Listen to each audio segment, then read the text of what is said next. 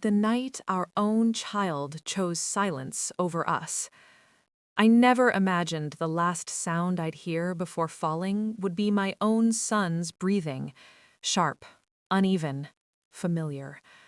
The wind howled through the canyon, cold and unforgiving, as if the earth itself was warning us to step back. My husband, Daniel, squeezed my hand tighter than usual.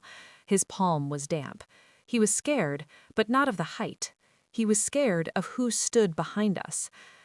"Mom, Dad," Ethan's voice cracked. "Please don't make this harder than it has to be." We turned slowly. The moonlight revealed his face, our son's face, but something was missing. The warmth, the softness. The boy who used to cry when his goldfish died was gone. In his place stood a stranger wearing Ethan's eyes.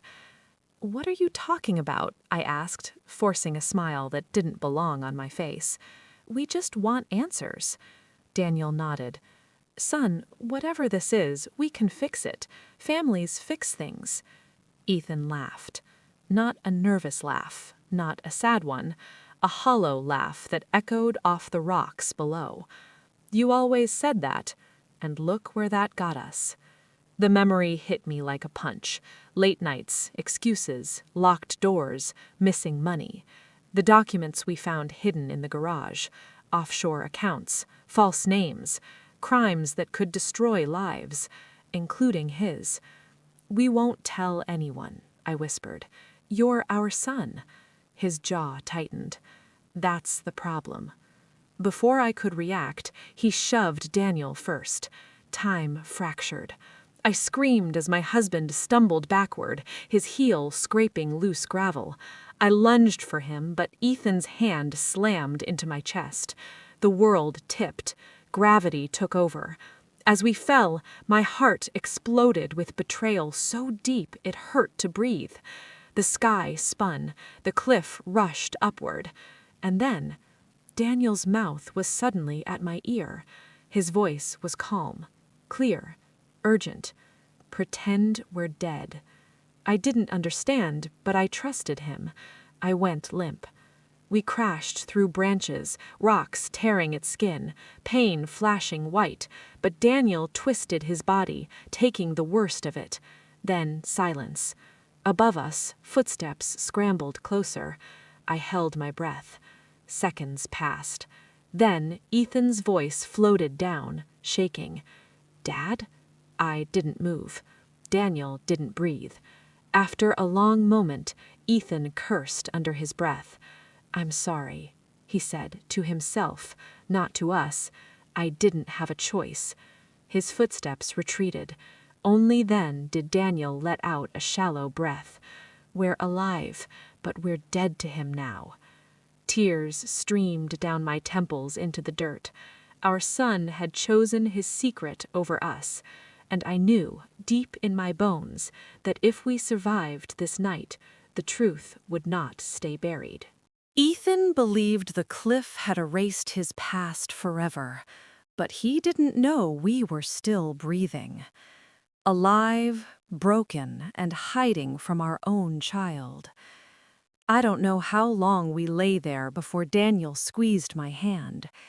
"Emily," he whispered, "if you can hear me, blink." I blinked. Relief washed over his face, quickly replaced by pain. His leg was twisted at an angle that made my stomach churn. "We can't go back," he said. "Not yet." He was right.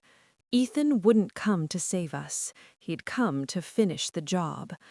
Using my phone's dim light, we crawled deeper into the rocks, hiding ourselves beneath broken branches and shadows. Every sound felt like a gunshot.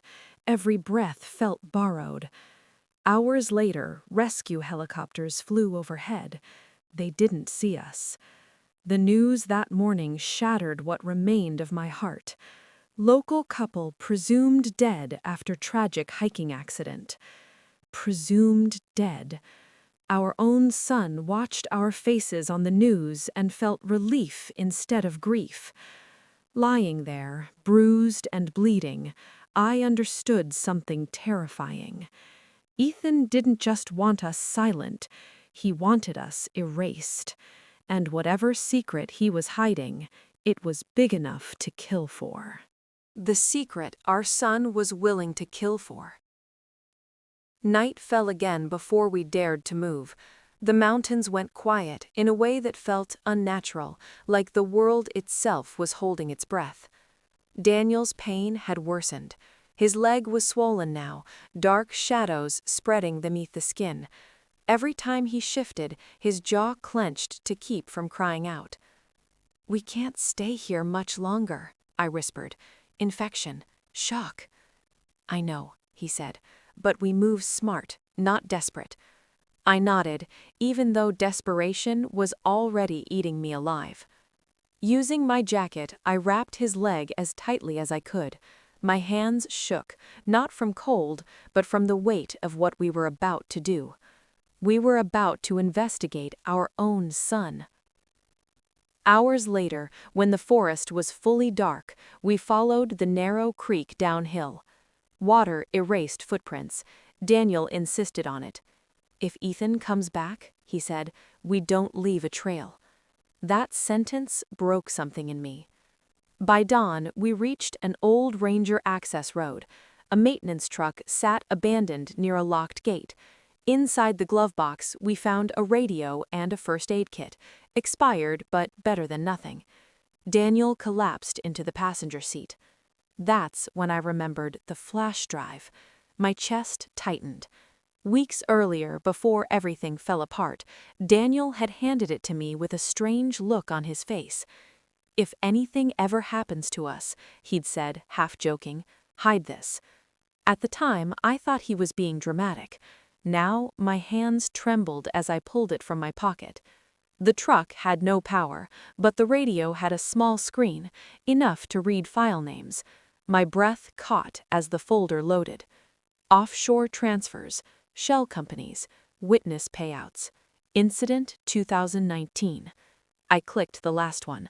A report opened. My stomach dropped. It wasn't just fraud. It was a death. A construction accident from 5 years ago. A collapsed scaffolding. 1 man killed, 2 injured. Officially ruled negligence.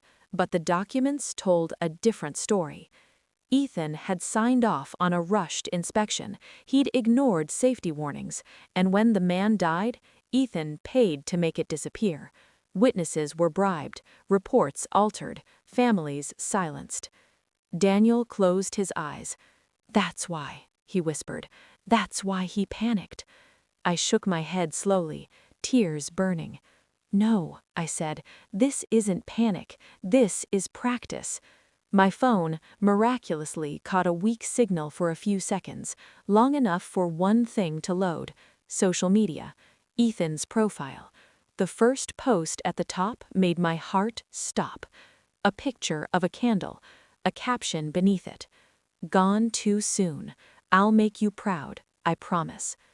Thousands of comments poured in, sympathy, praise, people calling him strong, brave. Our son was mourning us, performing grief, using our death as armor. Daniel stared at the screen, his face hardening into something I'd never seen before. "He didn't just kill for his secret," he said. "He's building a future on it." I scrolled further. A news article caught my eye. Rising executive expected to testify in major corporate expansion hearing. Ethan's name was listed. A public role, a spotlight. And if we stayed dead, nothing would stop him. I felt something cold settle in my chest. Resolve. "He thinks we're buried," I said quietly. "He thinks the truth fell with us." Daniel met my eyes. "Then we become ghosts, and ghosts don't stay silent."